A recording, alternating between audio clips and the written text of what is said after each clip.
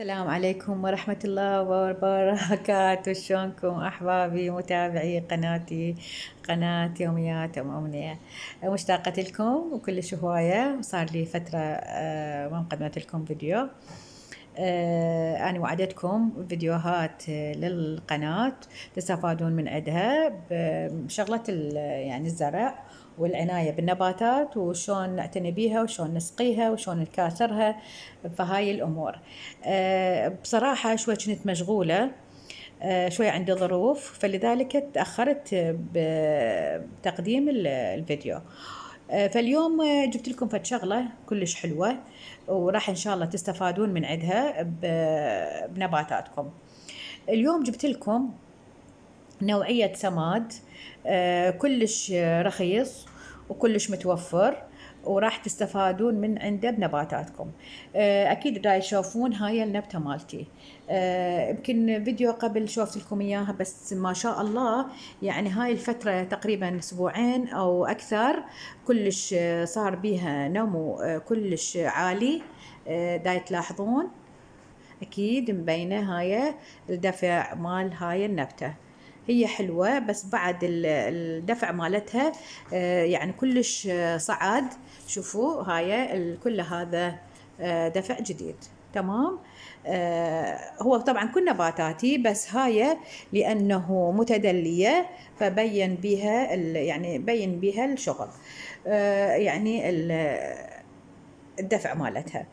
طبعا شغلة كلش بسيطة. اني هاي النباتات هذول مالت المطبخ يعني مدللتهم مثل ما يقول اكثر من النباتات الباقيه، لانه يم السنك وقريبه على السنك ويم الطبخ، فيعني شنو اللي يصير احط لهم اياه. فلذلك ما شاء الله يعني مو بس هاي اشوف لكم اياها، فحتى هاي شوفوا ما شاء الله يعني حتى هذا البلاب شوفوا ما شاء الله يعني الدفع مالته كلش حلو وسريع، وحتى لون النبته كلش حلوه. يعني لون النباتات كلش يعني اخضر اخضر. بس هاي مثلا هو هذا البلاب هاي نوعيتها لا، هي يكون المقطع يعني لونها بها ابيض، بس هذا لا يعني نبات صافي خضاره. تمام. وحتى هاي جلد النمر ما شاء الله يعني حتى لونها صار احلى، وحتى بيها الدفع. هسه راح تقولون يلا يا ام امنيه تعبتينا، بس قولي لنا شنو الشغلات اللي دا تستخدميها. لا تستعجلون، هسه راح اقول لكم شنو استخدم. شوفوا هاي دلة القهوة. أنا من عشاق القهوة، ويعني شرب إلي القهوة يومية، يعني صبح أشرب قهوة.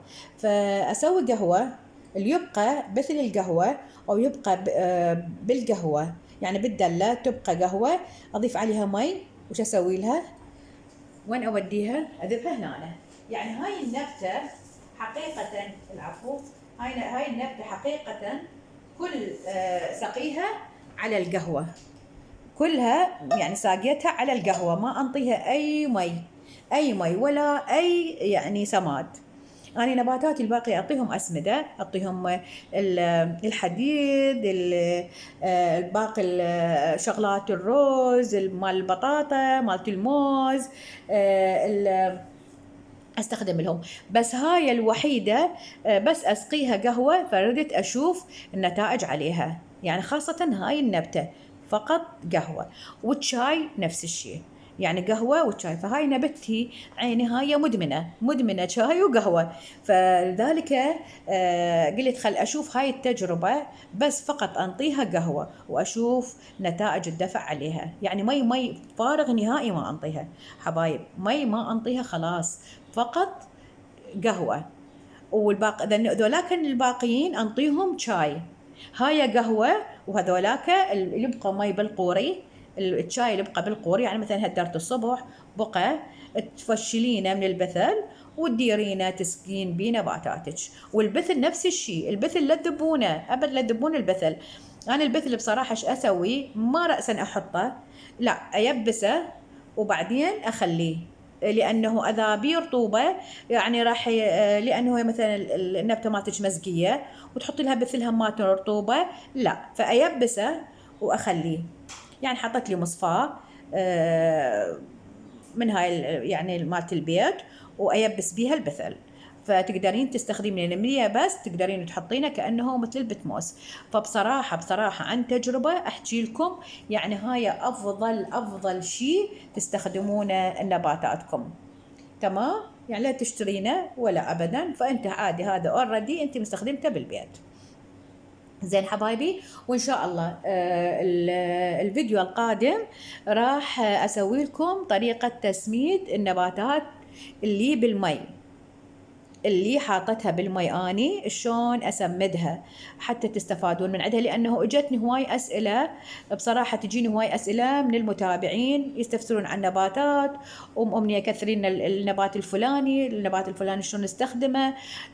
فان شاء الله هاي الفيديوهات القادمه انا هسه مجازه شهر، فبهذا الفترة إن شاء الله راح أسوي لكم هواي فيديوهات وأحكي لكم عن النباتات الخارجية، لأنه ستعرفون الجو صار حار وصار بيه سموم وكذا، فشلون نحافظ على نباتاتنا وش وقت نسقيهن والوقت المناسب للسقي.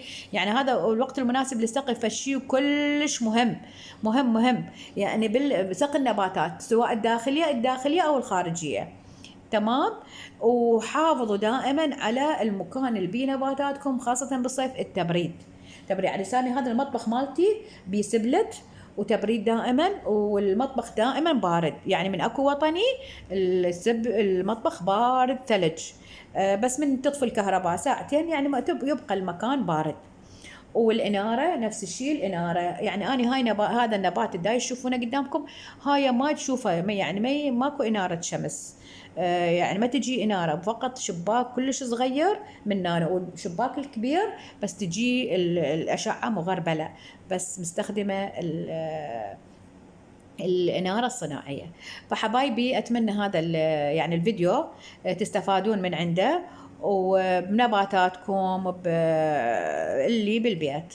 ماشي حبايبي، وفديتكم انتو لا تنسوني باللايك واشتراك وسووا شيرات للقناة مالتي، يعني دزوها صديقاتكم وجماعتكم على الماسنجر، على الواتساب، حتى تصعد القناة وحتى كلها تستفاد من هاي القناة. وأهم شيء اللايك حبايبي، أول ما تدخلون للفيديو سووا له لايك حبايب قلبي. يلا ومع ألف سلامة حبايبي.